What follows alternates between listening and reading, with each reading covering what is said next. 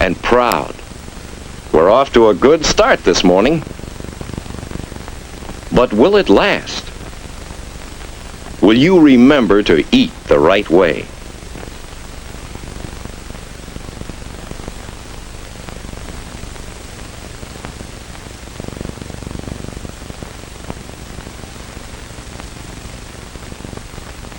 Uh-oh, almost washed your food down. Before you take a drink, chew your food well and swallow it. Now you're eating pretty well. Will you do as well with the bacon and eggs and toast? Chew your toast thoroughly. That's the way. Chew and chew. Doesn't it taste extra good that way? What about that bacon? Well, maybe there are better ways to cut it, but when you eat it in small bits, you can chew it better. It tastes so good, you want to eat every bite.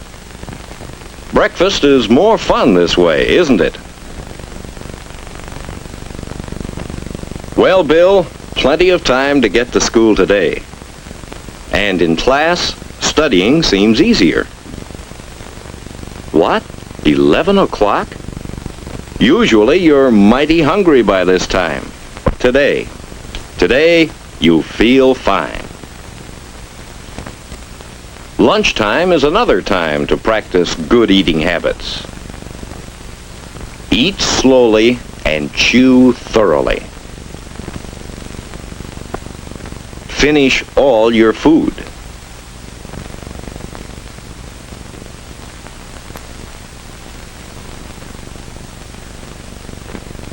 Later on, drink lots of water. After school, that's the idea, Bill. A good snack of crackers and milk at home. That's the good kind of food if you're hungry after school. And then play. Hard play. Plenty of pep now. Yesterday's stomach ache is forgotten.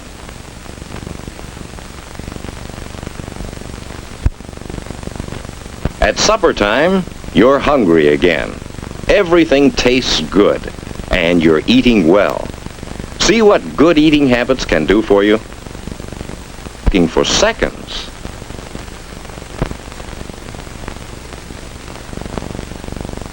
After supper, you feel fine. No stomach ache, not too tired, not hungry. Just feeling fine. And that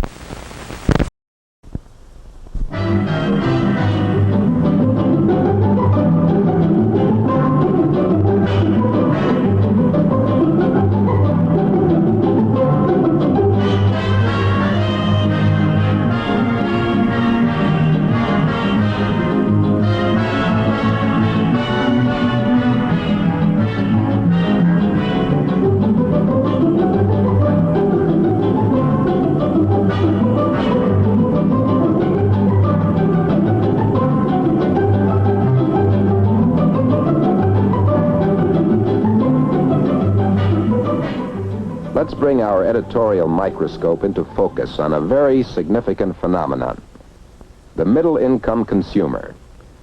You may have met this character in Fortune's now famous series on the changing American market, which portrayed his dramatic rise into the dominant economic personality of our time. This 1953 study showed that the zoom in the American market after the war, the unprecedented volume of goods of all kinds gobbled up by an insatiable tide of buyers, was largely the work of this middle-income man. Let's update his story, its basic facts and figures, to the present day. The biggest single fact in the story is this: despite higher taxes, despite post-war inflation, the middle-income consumer has roughly 50% more spending power today than he had a generation ago. In real income, $240 billion. He has fed new demands into the production apparatus of industry, accounting for the housing boom.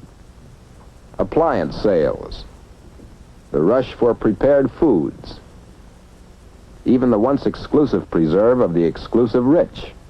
The luxury market has been invaded in force and virtually captured by the middle-income buyer.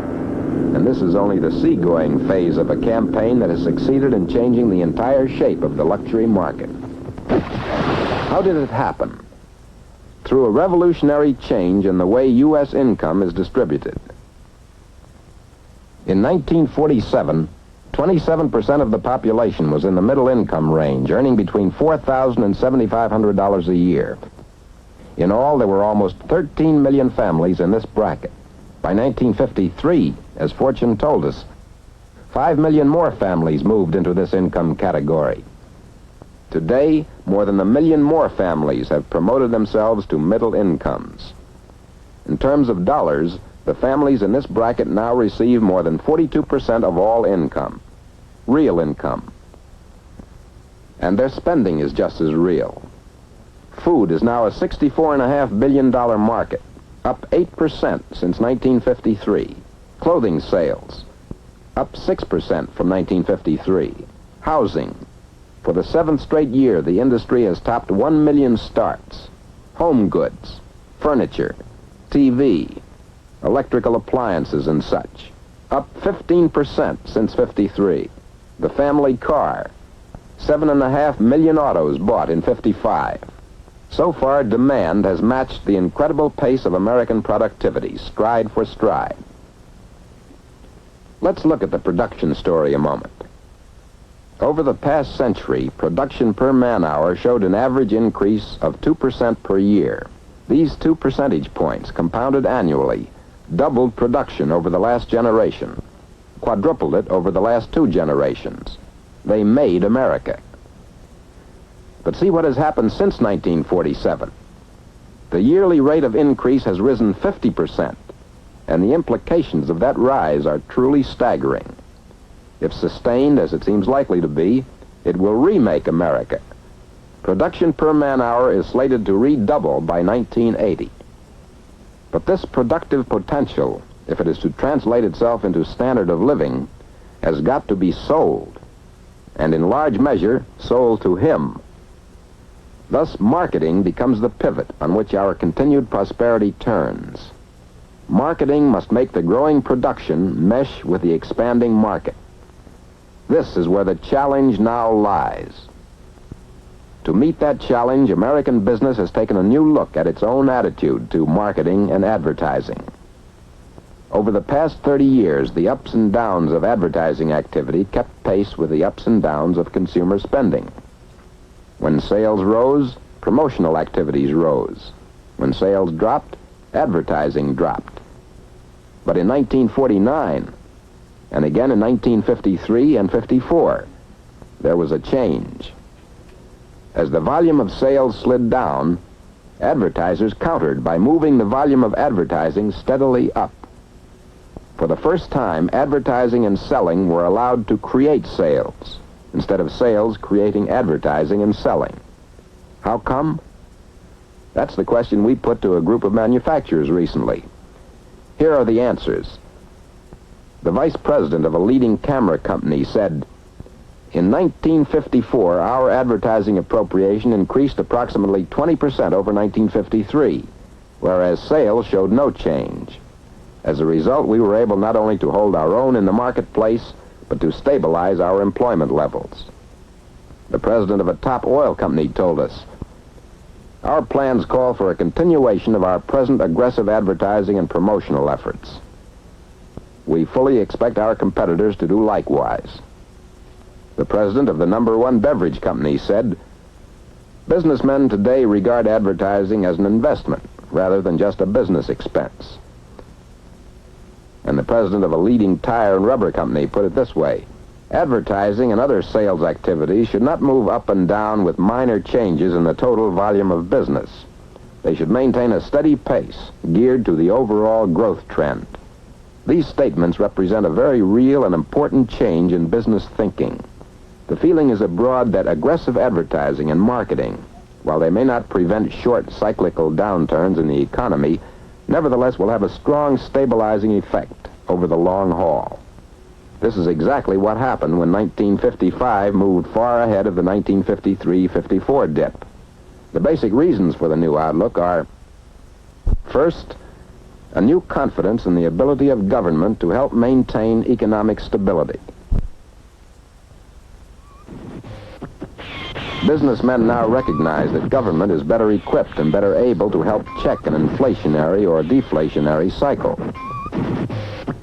That government is constantly on the alert for any sudden rise or fall in the business barometer.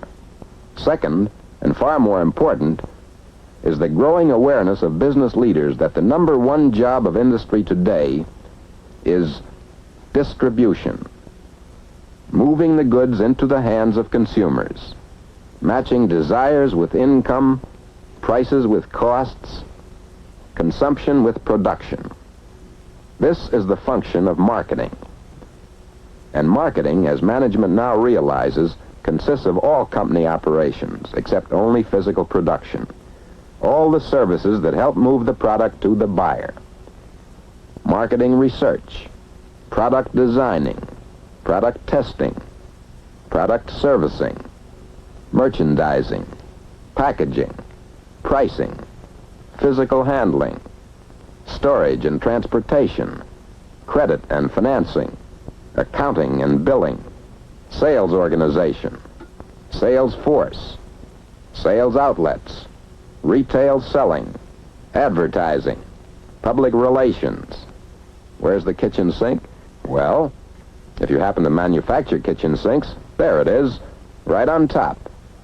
The tangible product whose distribution depends on the successful interplay of all these 17 marketing functions. A manufacturer has a complete marketing plan only if he has covered every one of these vital operations. A third reason why businessmen have turned increasing attention to creative marketing is the changing American market, expressed in the zooming birth rate, with bigger families back in style. The amazing mushroom growth of suburban America, the upgraded scale of income everywhere, and especially the new pattern of income distribution, which has let its bounty fall smack in the middle range of income. As these groups continue to benefit, as our birth rate and productivity grow, they open the door to new markets for additional goods and services to challenge the imagination. Marketing and advertising can and must rise to new heights as we come to grips with the opportunities that lie ahead. Our first and biggest opportunity is the expanding population. Markets are people with incomes and demands. In the past 2 years alone, our population has increased by 5 million, a new American every 2 minutes. According to reasonable estimates, we should reach 175 million by 1960. And as the 60s progress, the babies born in the 40s will be creating babies of their own, meaning a new surge in the birth rate. The promise for 1970 is a population of 195 million. Obviously, these figures are charged with meaning for those who process foods and manufacture drugs, footwear, and apparel. In fact, the increasing demand for goods and services is bound to reverberate throughout industry. Opportunity, highway construction. As a nation, our life is slowly being choked by our antiquated highway system. The government has a $100 billion highway program, which offers a profusion of opportunity for anyone with a stake in America, from the lady who likes her eggs country fresh to the men who make road-building machinery, who can well look to a $250 million increase in sales a year. New highways mean steel of all kinds, and sales of steel can expect to increase by $344 million a year. Cement, concrete, asphalt, tar, road oils, an increase of $435 million a year. And just think of what will happen to the production, sales, and service of automobiles, truck and bus transportation, gasoline and oil and tires. These functions account for nearly 10 million jobs, meaning 10 million wage earners and their families better able to buy products of all kinds in every locality of the U.S. Opportunity, rewiring the home, It's a fact that 4 out of every 5 American homes cannot accommodate the electrical wonders of today. Why? Because most homes are not adequately wired for modern appliances. Here's a giant-size opportunity, an $8 billion order for raw materials producers of copper, steel, insulation, electrical appliance manufacturers and distributors, and the people who plan or work for them, public utilities, which must meet the resulting upsurge in demand for gas, oil, and electric power. Opportunity, urban redevelopment. Think of a business, any business, industrial or consumer, and then imagine the opportunities that would open for that business if our cities would step up their present redevelopment programs. Our cities need enlarged parking facilities, more bridges, redevelopment of slums. Add the crying need for new city schools, hospitals, and recreation centers, and urban redevelopment emerges as the biggest single task and opportunity ahead. Less tangible, but just as real, is the opportunity in new product development. The past is only an inkling of the future. And look at what jet planes, penicillin, nylon, television have meant to our economy and our workforce. This much is certain.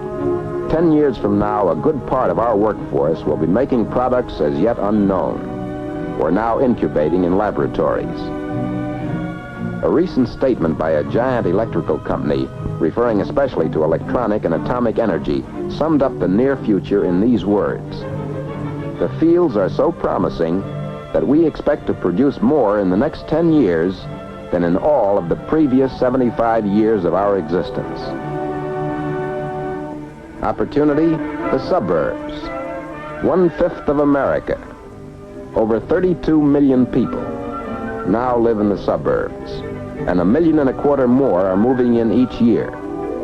This shifting tide of population carries with it a clamor for new shopping centers, new schools, new highways, new fulfillments for off hours and leisure time. As it builds, suburbia becomes a green pasture for every conceivable type of insurance line, and suburban living opens new opportunities for beverages of all kinds, sporting goods, the entire spectrum of consumer goods and services. Opportunity, education. The number of high school graduates has doubled since as recent a year as 1940. This in itself means opportunity to the business community, for it's a matter of straight statistics that the higher the education, the higher the demand for more goods, better food, more leisure, more travel, more education. A people with high standards of education is a people with high standards of living. Opportunity, leisure time. The average American today works 15% fewer hours than he did a generation ago. Yet his productivity is more than half again as high. Both trends, rising productivity and shorter hours, will continue. The increase in leisure time, now and in the years ahead, is a creative economic force bringing new needs, hence new opportunities for marketing. These are only a sampling of the great opportunities in store. Opportunities that could and should and will be seized by American businessmen to create more goods, more jobs, more income, and more opportunities for us all. As we peer into the future, the signposts become visible, even legible. We know we are somewhere in the middle of a period of unprecedented economic change. As one industry spokesman recently wrote, "For those of us who view history as a fascinating spectacle, the prospect of the coming quarter century is exhilarating. It is as if we were privileged not only to see, but to participate in centuries of development, telescoped into a brief span." It is not too early to train your sights on this prospect right now.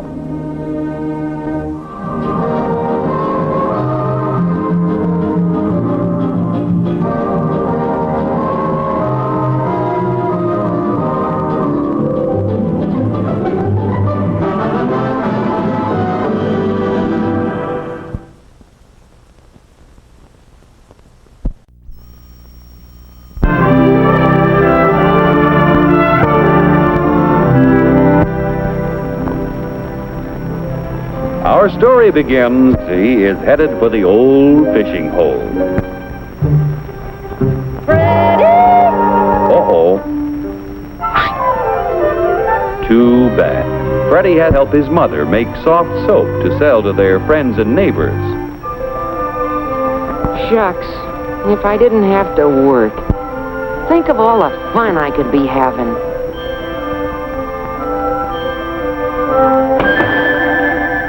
Gee. Freddie tries to figure out an easier and quicker way to make soap.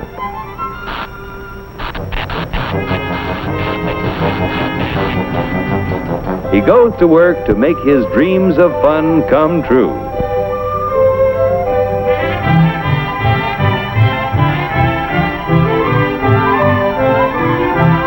After years of working night and day, Freddie's experiments bring success.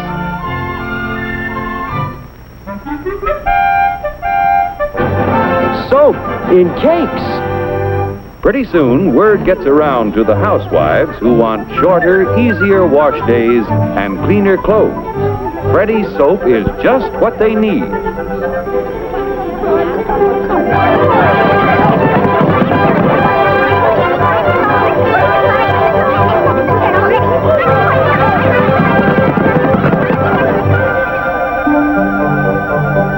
He invests his profits in larger quarters and new equipment to make enough soap to satisfy the demand. Finally, his dreams come true. Time off for fun on Saturday. Hey, Freddie, a guy can fish anytime.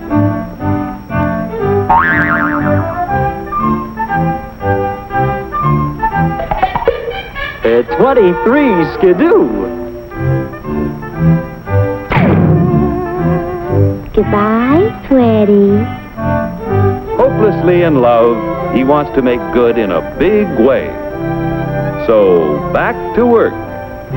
As the company grows, it brings the railroad and other businesses to town. Increased property taxes from the thriving community help to build better schools, streets, parks, libraries, playgrounds, and waterworks. Taxes even help to provide more and better governmental services, such as police protection.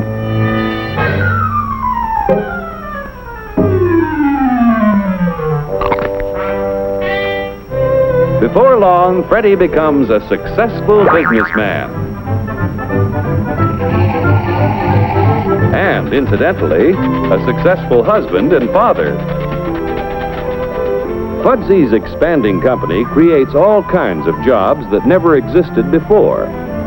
To increase production and sales, Fudsy builds up a strong labor management team. Each year, he invests a portion of his profits in research to develop better soap that can be made to sell at lower prices. The Fudsy Company continues to grow with the years because it makes a good soap, which in competition with others sells at a fair price. Competition forces each manufacturer to improve his product, to sell it for less, and to give the consumer more for $1 than his competitor. And Fudsy is hard to beat. Finally, he gets so many orders he realizes that one factory simply can't meet the demand. His profit motive starts sparking to figure out a way to increase production. He forms a corporation and issues stock to raise money to build factories from coast to coast. Fudsy's employees have faith in his management and back him with their savings. Banks loan depositors money to help finance the expansion program. Insurance companies loan the funds of their policyholders to help build the factories. Stock exchanges act as a clearinghouse for people from all walks of life to buy securities. Before long, everybody gets plenty of soap. At last, Fudsy's success is complete. Soap City. The profit motive, which drove Fudsy to accomplish so much, may bring out the evil as well as the good. Hello? Fudsy, old boy, I've got a great idea. Between us, we control 70% of the country's soap sales. Yeah, but quiet. Let's see what's cooking. I smell trouble. Let's raise and fix our prices. Controlling 70% of the market word, we do clean up. Terrific. We'll make millions. Millions. Go. Quiet! Okay, Sam, it's a deal. You'll be sorry. Fudsy and Sam Sudso raise and fix prices, but the result is not what they expect. A competitor comes along with a good bar of soap that sells at a lower price. Since shoppers always seek maximum value, only the lower priced soap sells, while Fudsy and Sam Sudso's profits turn into losses. 99 times out of 100, competition works. When it doesn't, the government steps in to prevent monopolistic attempts. That was a tough break. Now the next time...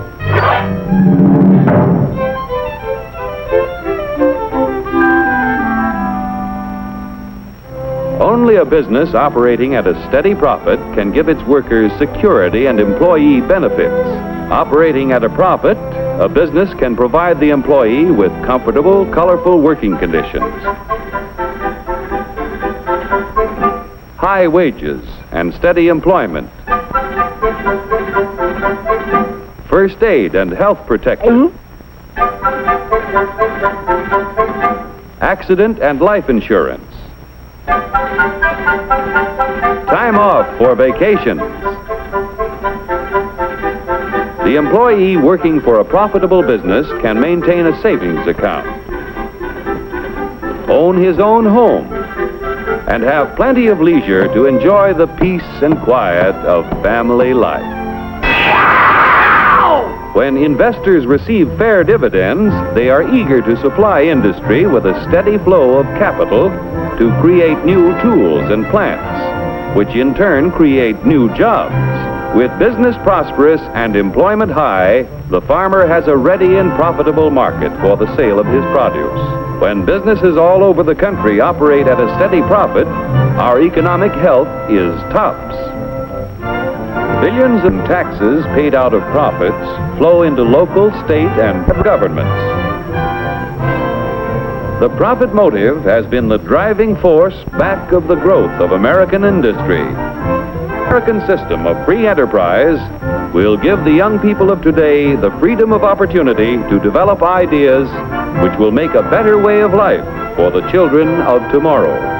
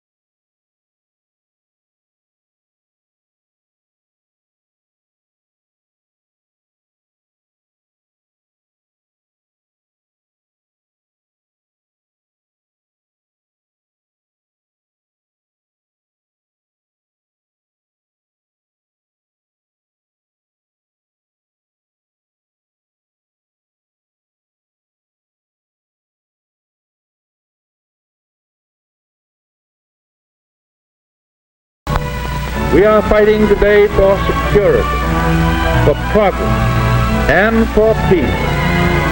Not only for ourselves, but for all men. Not only for one generation, but for all generations.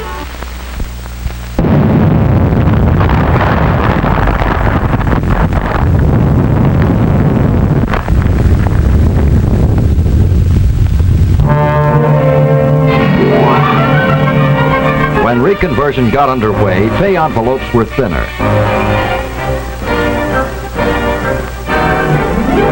Bill Turner took a cut of $15. No more overtime.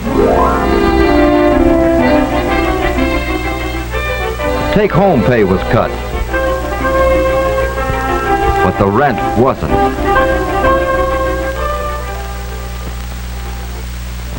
Nor the price of shoes.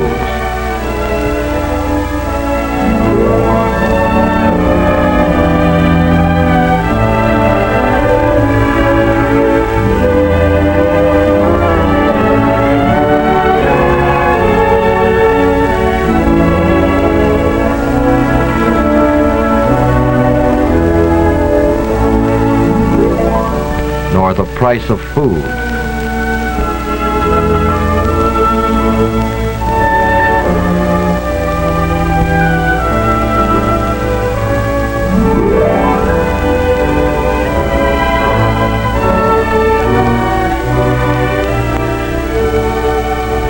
Bill thought of the promises made during the war of C.E. Wilson, president of General Electric.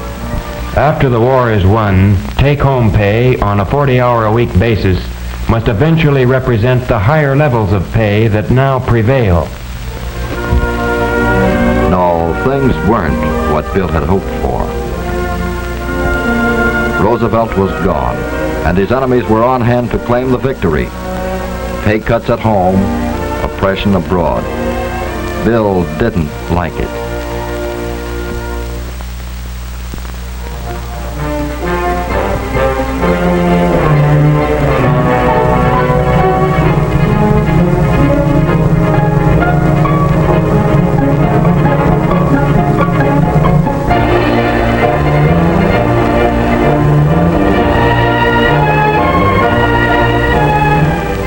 The UE is a good-sized outfit. Over 600,000 men and women organized in hundreds of locals.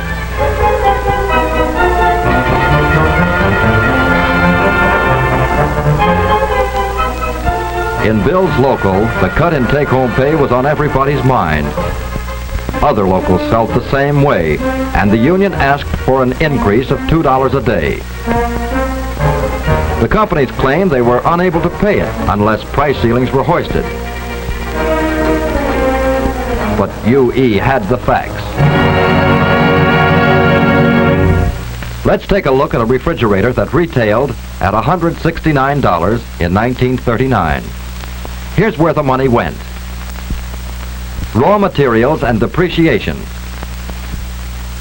Advertising. Distribution costs and profits. Manufacturer's profits.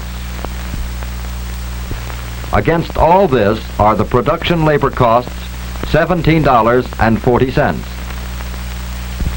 Since 1939, the margin of profit had increased.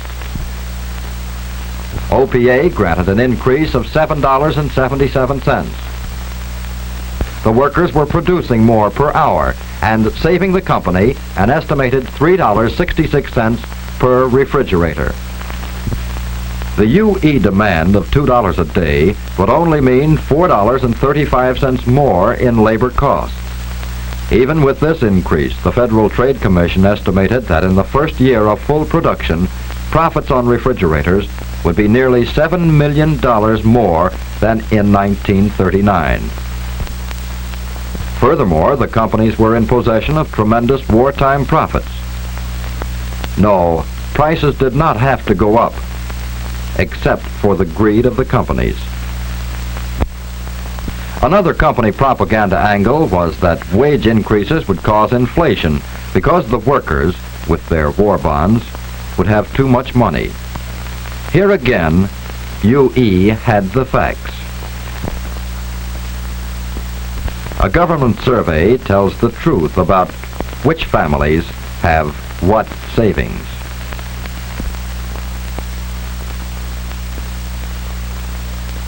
Nearly 2/3 have only 7%. All this is held by 10% of the people. In other words, the majority of people have so little that a week or two of unemployment or an illness wipes out the savings. As Bill pointed out, the layoffs during reconversion and the reduction in take-home pay meant big trouble to millions of families. What the companies left unsaid was how they rated the United States Treasury. Republicans and Southern Democrats, by wartime tax bills, guaranteed profits to all corporations through 1946, even if they were not producing. President Roosevelt called the bill relief for the greedy, not for the needy. In effect, an anti-labor Congress gave a huge strike fund to big business.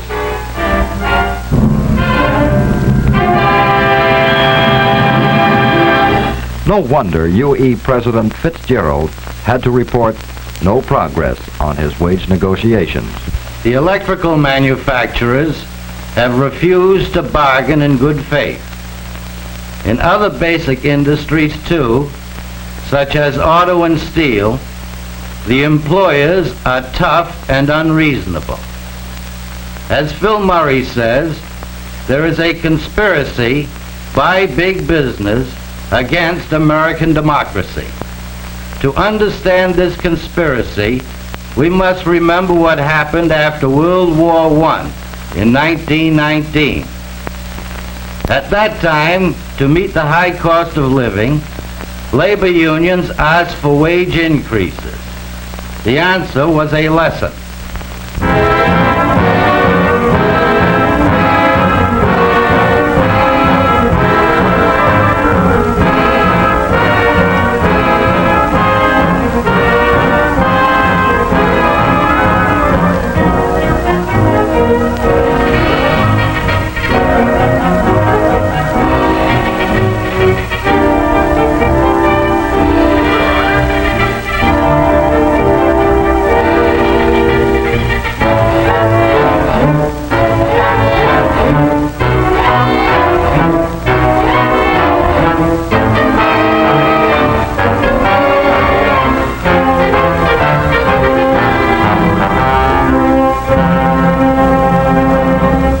Employers mobilized the full power of the government against the unions.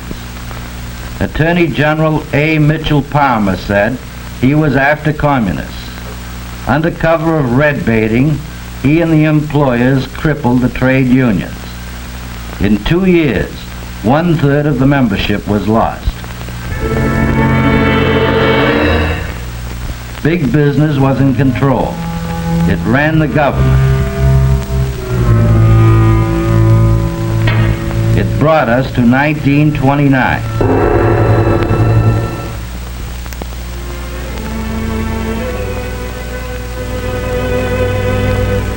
To this, and this, and this.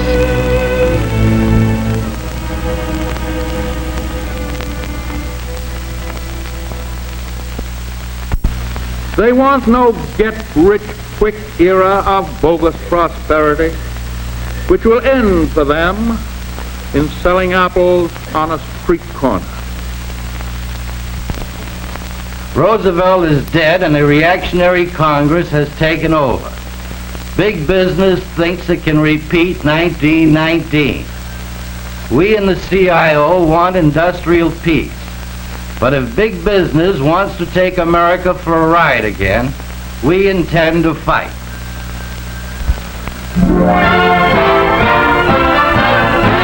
Bill Turner voted to strike.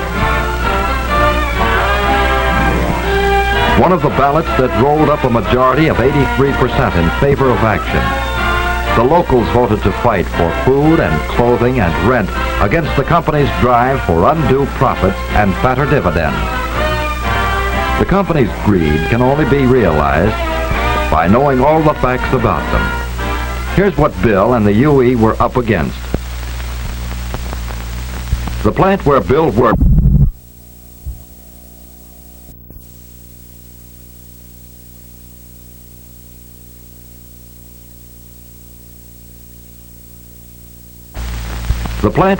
worked employed 15,000 people. It was only one of the General Electric network, employing 125,000 workers. Westinghouse employed 75,000. General Motors Electrical Division, 25,000. Together, they control 50% of the industry. And in December 1942, the Department of Justice brought General Electric and Westinghouse into court on charges of monopolizing fluorescent lamps.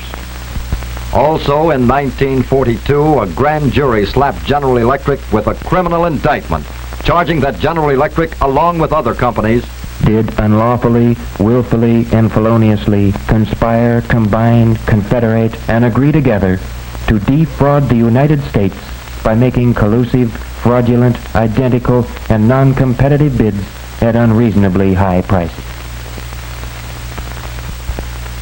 But this is not all. In spite of war, these companies operate internationally through subsidiaries, stock participation, and cartel agreements with various other companies.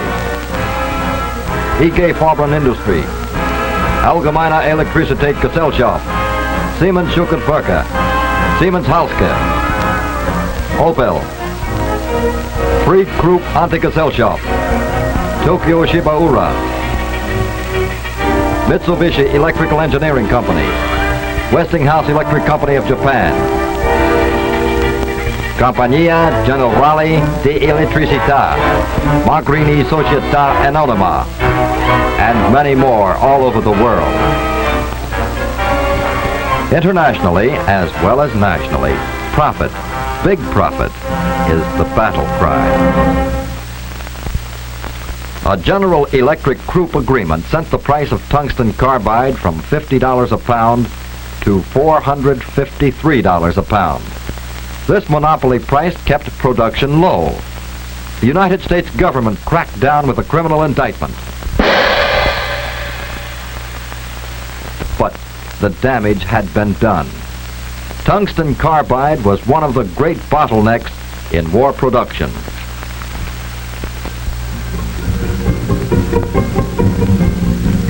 On the other side of the world, Kwanzo Tanaka, chairman of Mitsubishi, announced that part of their profits had been set aside for Westinghouse.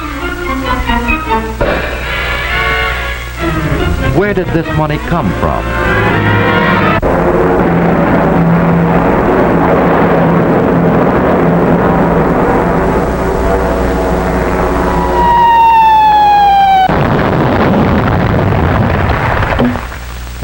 This is but a part of what Bill and the UE had to face.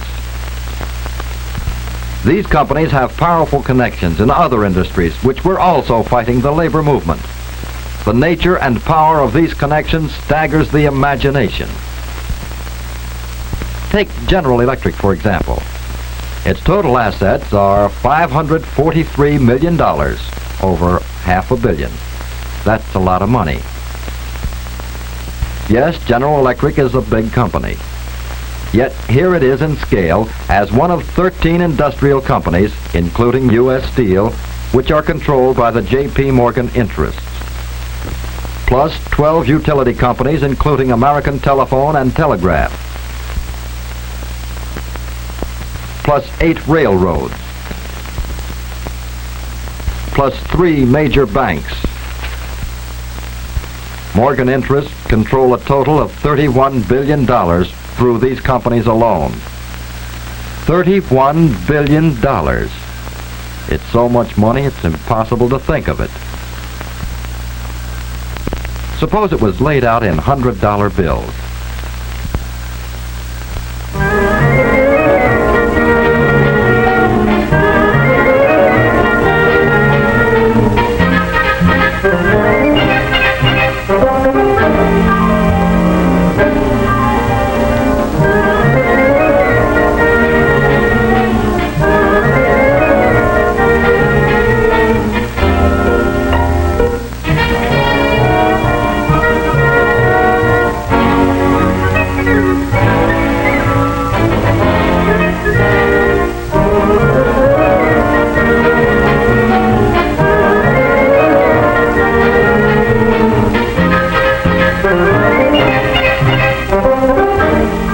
end of a block of, say, 400 feet, you could pick up $78,000 in about 15 minutes. But to pick up the rest of the $31 billion, you'd have to walk clear around the earth 1¼ times, and it would take you 400 years on a 40-hour week.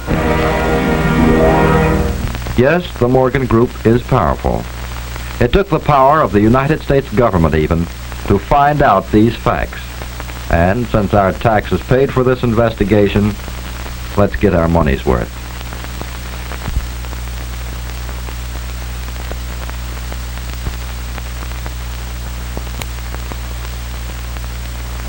Morgan is the largest group. Then there is the strong Kuhn-Loeb group. The Mellon interests, which have Westinghouse. DuPont with General Motors. And then there is Rockefeller.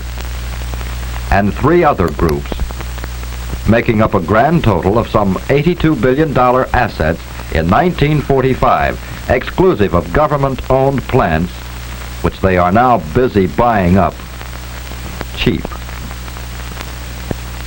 These assets represent control over plants, railways, banks, and most important of all, jobs. 8 groups dispose of over 30% of all the assets in the United States. These 8 groups operate through a screen of 106 corporations, and some idea of their power can be had by seeing in scale how many firms own the rest.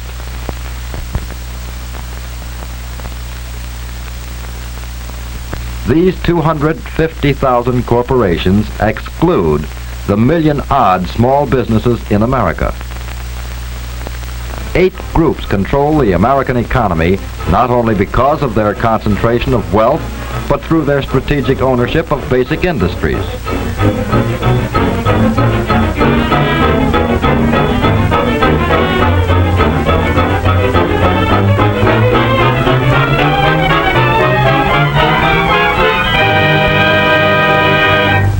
Every consumer and every businessman in America hands over a percentage of their earnings to these 8 groups, often without knowing it. This is what is meant by big business. This is what is meant by their control of American economy.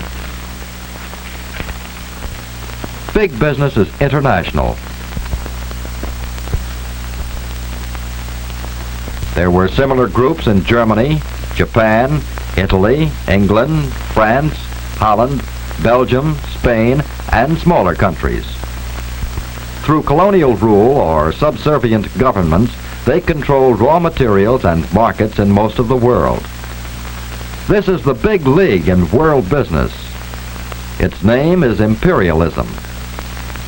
It leads to war, as Hitler's story shows. For Hitler had a dream that his big business should dominate the world. He called his dream the New Order. Foreign big business was weakened during the war, and today American big business is the strongest. And they have a dream to dominate the world. They call their dream the American Century. The American Century means the century of big business instead of the century of the common people.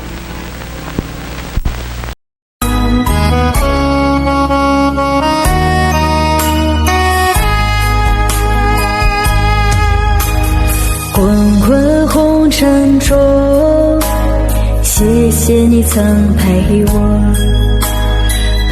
我走过那么多日出日落，岁月漫长，不辜负向往，天涯海角相守到地老天荒，注定不能爱你，不能在一起，这辈子注定只能暖你在心底，每天会想你。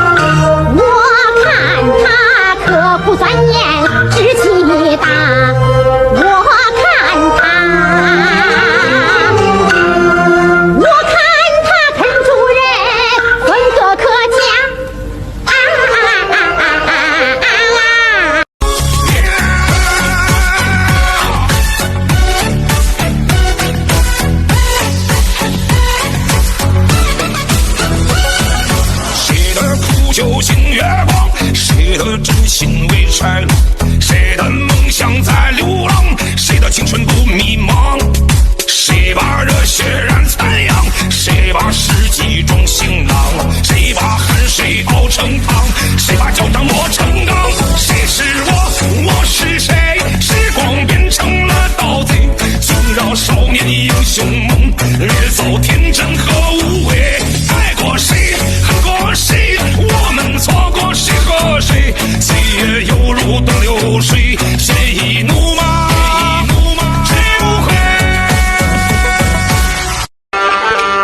我看今天天怪好，看出来俺闺女我吩咐她一遭，站在门口把闺女叫。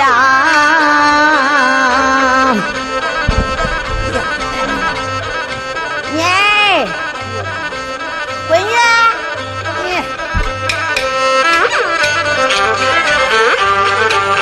俺闺女不回来，我心发焦。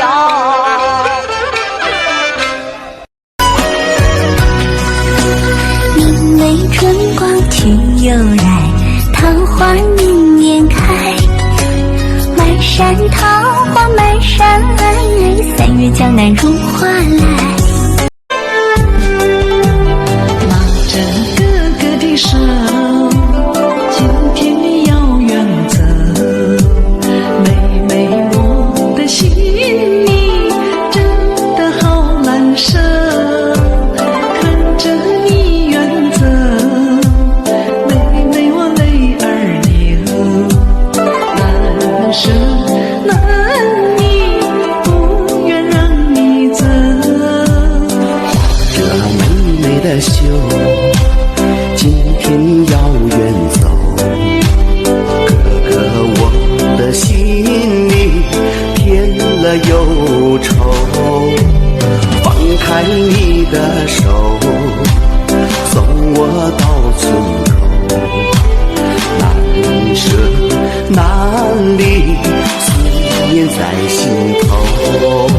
分手时咱们姐弟放悲声，我叫你饮食起居要思索，你不在姐在跟前，把你疼在无人，叫你把书念，再无人把你兄弟称，指望你发奋读书要苦用，切莫要前进进来，后进走再了关，那就节节出苦干，再与咱去死啊花园上。难忘我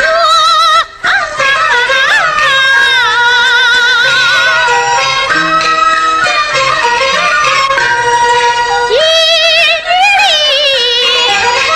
无字上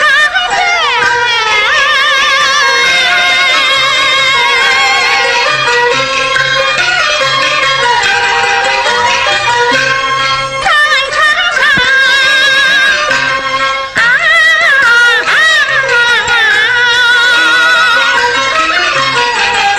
分不出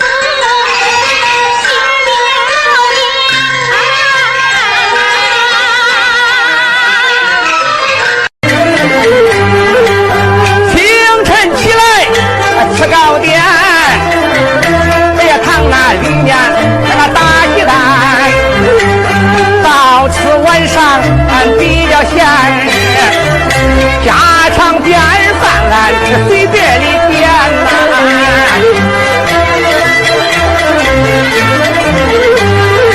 小酥肉、烧猪片、羊肉汤、大米饭、小笼包的就大蒜，想省事来吧，方便面。所以他知道我精通武艺，他先配笑脸后作揖，扑通一声跪在地，厚着个脸皮要拜师，我叫他花钱他不依，白日里我陪他共读书卷，到夜晚传枪法，在那花园里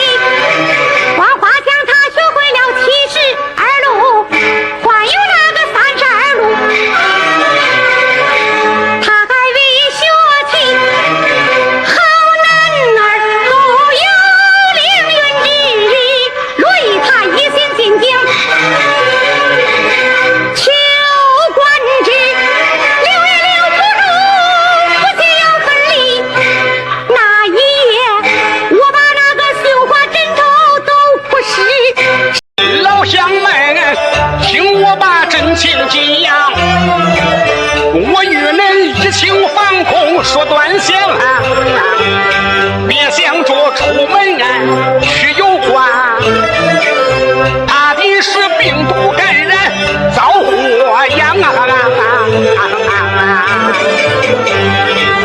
大灾来临莫心丧，大难来临莫恐慌党中央指挥战斗一大响是把那冠状病毒消灭光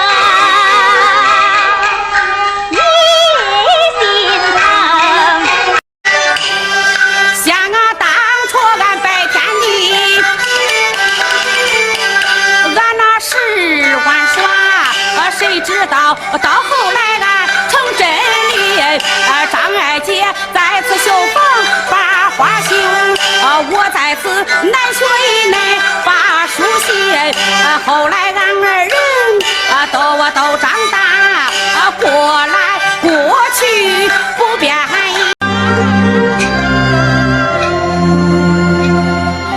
悔不该清风庭上心肠软，